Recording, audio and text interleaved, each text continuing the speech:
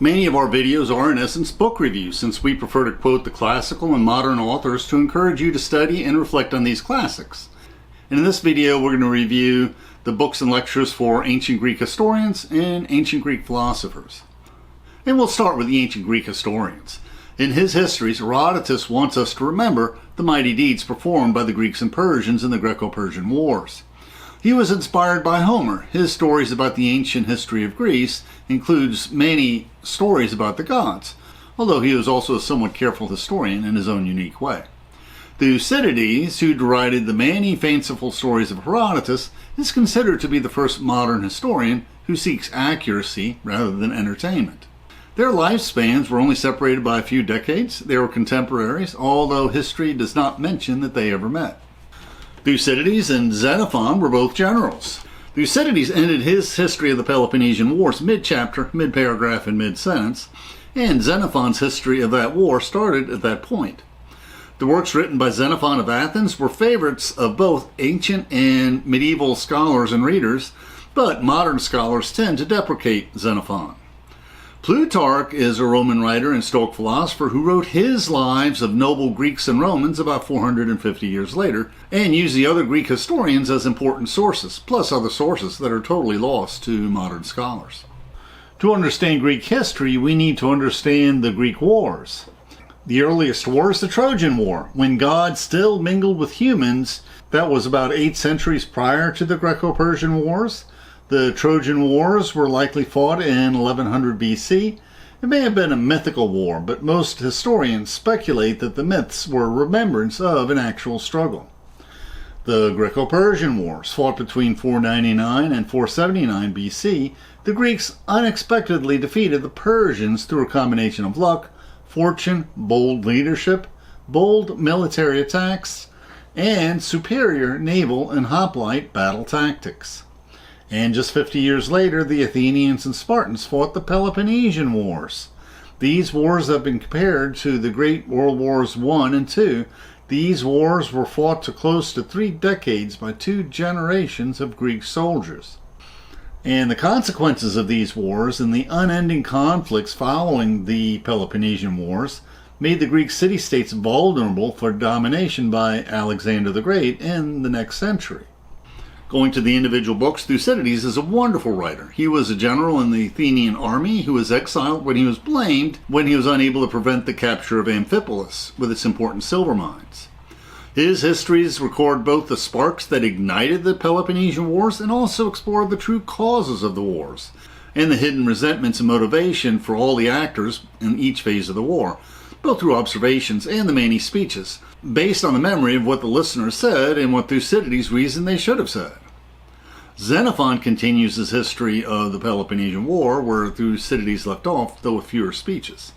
And his history is more straight history than that of Thucydides. Will Durant, in his Life of Greece, is speaking from the moral point of view of an Englishman in the early 20th century, and he compares the Athenian Empire to the British Empire. Like the classical historian, he also seeks out the moral lessons of history, and he is just as quotable. And we look forward to reflecting on the Platonic dialogue, Alcibiades I. Modern scholars deprecate this dialogue. They doubt that Plato was the author, but both ancient and medieval scholars valued it as a prime example of the Platonic dialogue. So of course, we will look forward to studying this work. In our videos on the Peloponnesian Wars, we use Thucydides and Plutarch as our main sources. Since we're interested in the moral lessons and the lives of the main characters, we favor Plutarch's Lives of Noble Greeks and Romans. Plutarch wrote 24 paired lives of Greeks and Romans whom he thought shared common moral qualities. Plutarch wrote his lives in the beginning of the 2nd century AD, about 450 years after the age of Pericles, using Herodotus, Thucydides, Xenophon, and many other lost works as his main sources. We find the translation by Robin Waterfield quotable and readable, but his Oxford World Classics only include 9 prominent Greek lives. The 2-volume set of all Plutarch's 48 lives uses the Dryden translation. Unfortunately, this is less quotable. With many awkward, wordy constructions, we are forced to recast and condense so they are as quotable as the original. Now our videos on Plutarch's Greek lives reflect on Theseus, the mystical first king of a united Attica, the Athenian lawgiver Solon, the Spartan lawgiver Lycurgus, the Athenian leader Themistocles, who led Greece to victory in the Battle of Salamis in the Greco-Persian Wars, and the orator Demosthenes, who later warned the Athenians and the Greeks about the motives of King Philip and Alexander the Great of Macedon.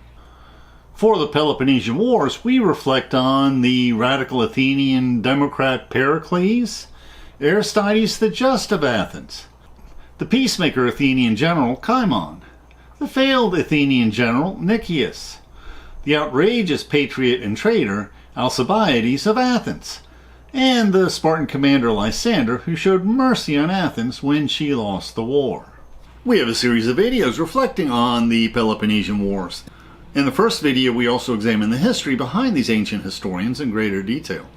Our first set of videos reflects on the 50-year tension-filled period between the Greco-Persian Wars and the Peloponnesian Wars, and the establishment of the radical democracy in the first years of the war under Pericles, up until his death by the plague. In the final set of videos on the Peloponnesian Wars, we examine both history and Plutarch's moral biographies of the key Athenian and Spartan leaders during and ending this great war of history. Alcibiades was a leading character both in these wars and in the Platonic dialogues, including the Symposium and Alcibiades I. One of my favorite professors with the teaching company, which is now called Wondrium, is Kenneth Harl, and he is an excellent and enthusiastic lecturer who knows his material cold and discusses his personal original scholarship occasionally, and his favorite phrase is, "This view may be overdrawn."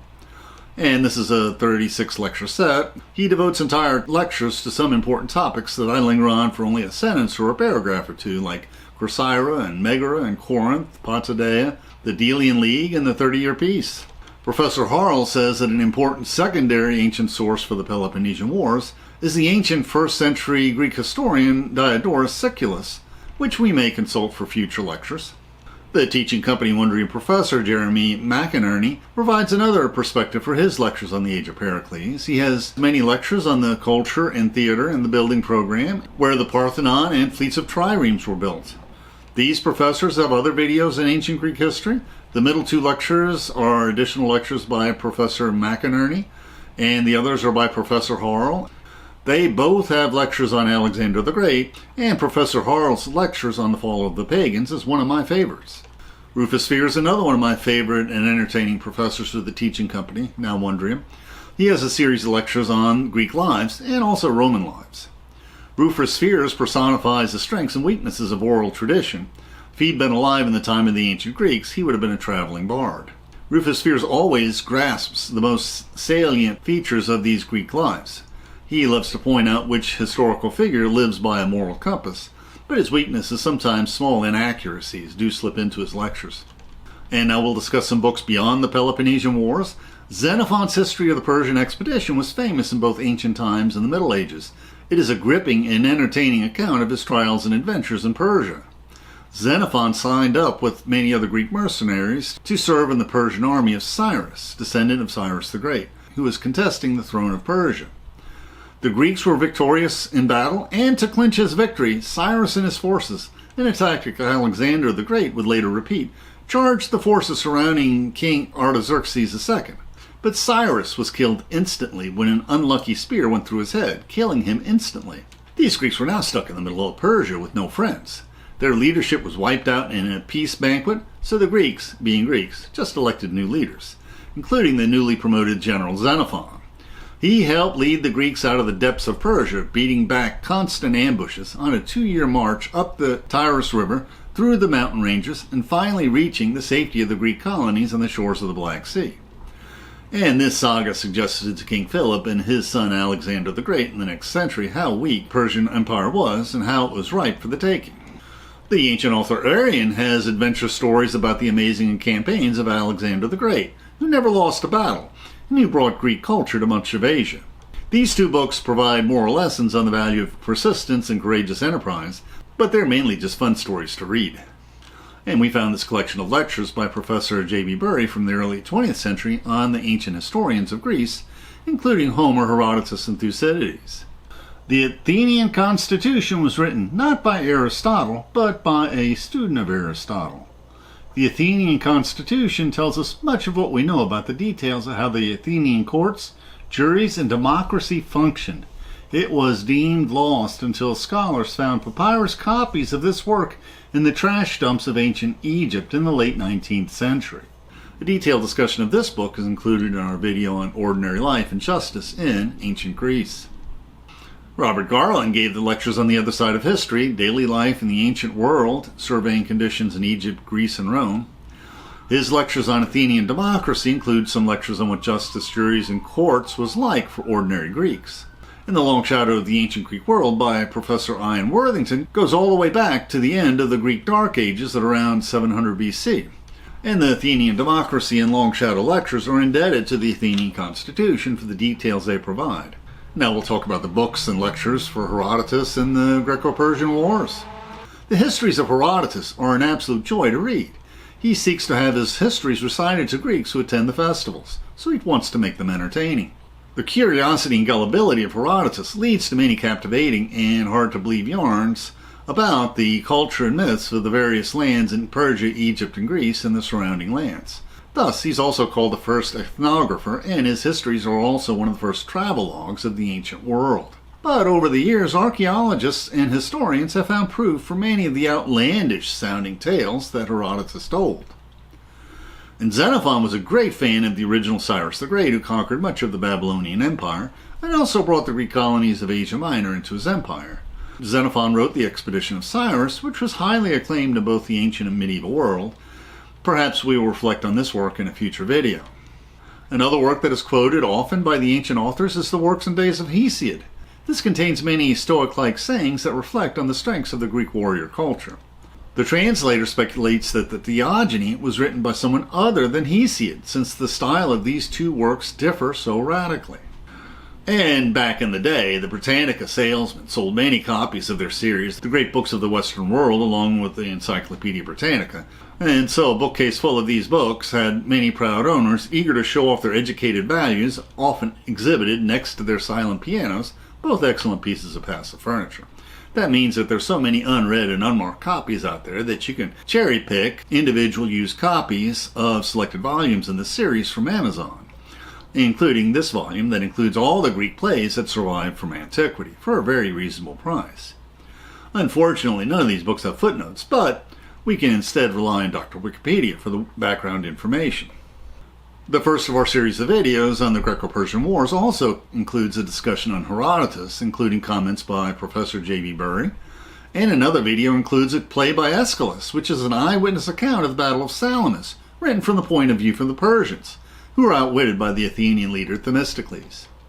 We also highly recommend the Great Courses and Wondrium lectures by Professor Elizabeth Van Diver. The first half-dozen lectures provide an excellent background of ancient Greek history up to the time of Herodotus. Most of her lectures are a consensus of scholarly opinion, as we see the themes in her lectures repeated in other lecture series on ancient Greece.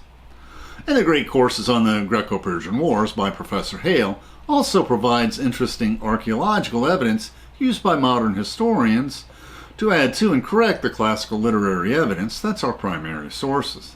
And now we'll discuss the book and lecture reviews for the Iliad and the Odyssey and other legends. The style of the Iliad and the Odyssey differs so much that some scholars speculate that there were two Homers.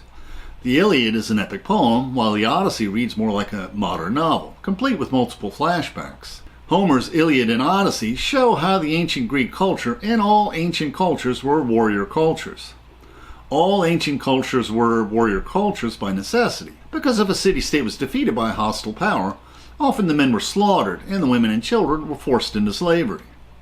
And the first word in the Iliad is rage, the rage of Achilles, not against the Trojans, but against King Agamemnon, who snatched his concubine Briseis.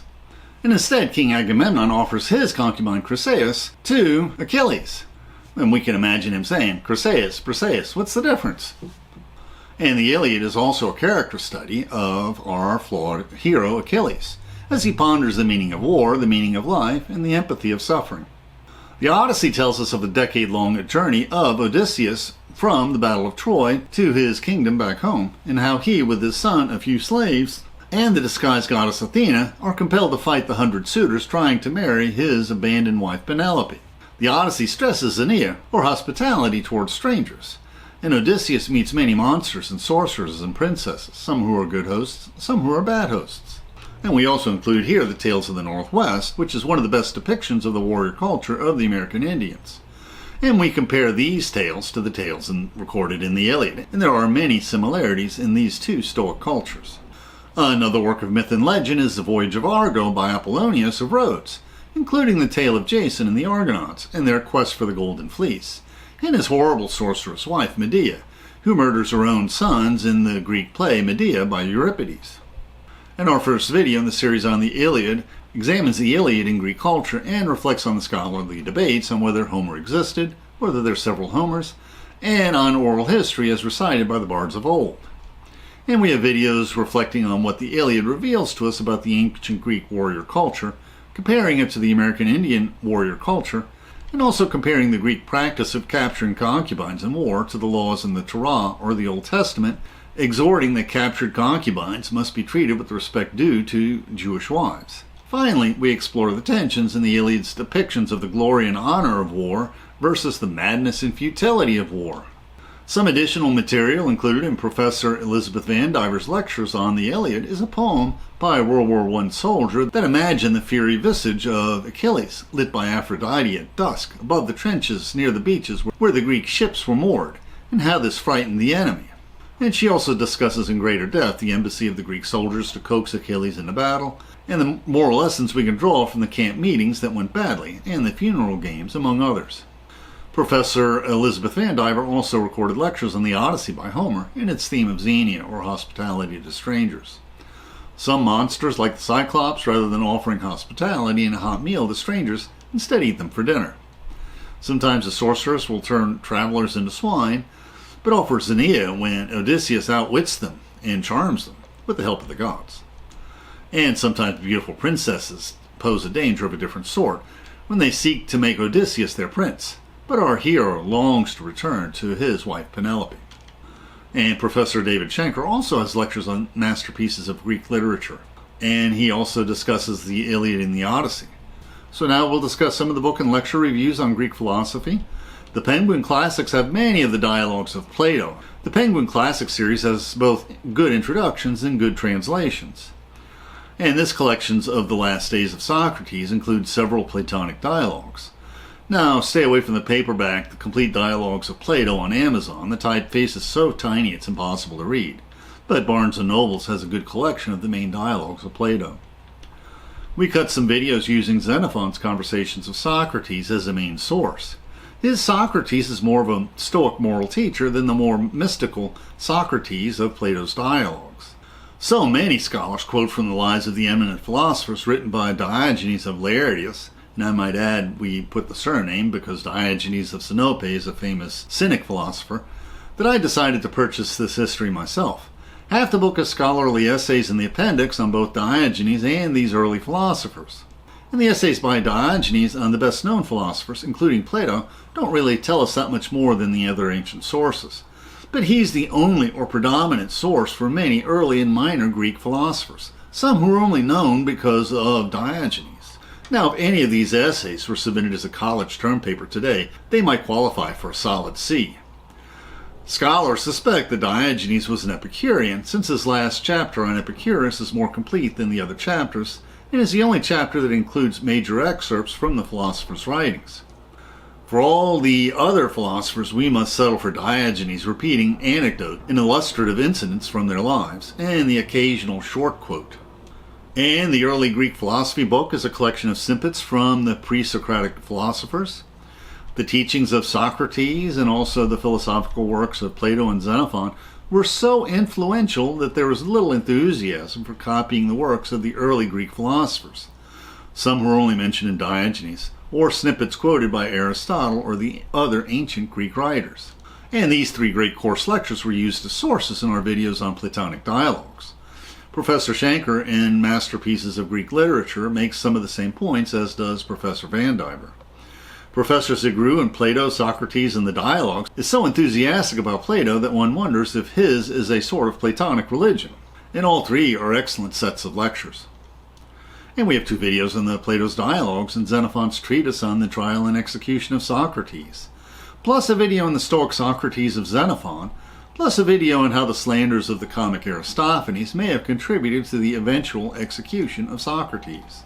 Our videos for Zeno, the first Greek Stoic philosopher, and the Greek Cynic philosophers, and Epicurus all used the lives of eminent philosophers by Diogenes of Laertius as their solitary or primary source. Professor Arthur Holmes of Wheaton College has an excellent series of lectures on a history of philosophy. As you can see, he has a lecture on a neglected topic, the sophist philosopher. Neglected because Socrates was tried and executed partially on the slander that he was an amoral sophist, so Plato in his dialogues continually deprecates the sophists. And my only complaint is Dr. Holmes, like many modern scholars, deprecates the Stoic philosophers. We purchased several series of anthologies and essays on the philosophers. It's cost beneficial to purchase them individually, used on Amazon. The anthologies on the philosophic classics begin with a volume on ancient philosophy. Walter Kaufmann selected excerpts of the works of many of the ancient authors with excellent introductions, and this anthology is the recommended text for Dr. Holmes' lectures on philosophy. Professor Copplestone wrote an excellent multi-volume history of philosophy. The first volume is on the Greek and Roman philosophers. He was a Jesuit priest. This series is studied in many Catholic seminaries, and it is a modern classic with remarkable depth. The influential scholar A. Long has penned these readable essays on Hellenistic philosophy, beginning with the Epicureans, followed with an essay on the skeptics, and then he discusses the Stoics, so he has a different point of view. And this work enriched our video on the Epicureans. Brad Inwoods also selects readings on Hellenistic philosophy in his work. Our introductory video on our channel discusses how Stoic philosophy and Greco-Roman moral philosophy, including Plato, shows us how to live a godly life, plus the realization that ancient cultures were warrior cultures, and how that affects the way we view the ancient world and our inheritance from the ancient world, including how we can interpret the scriptures.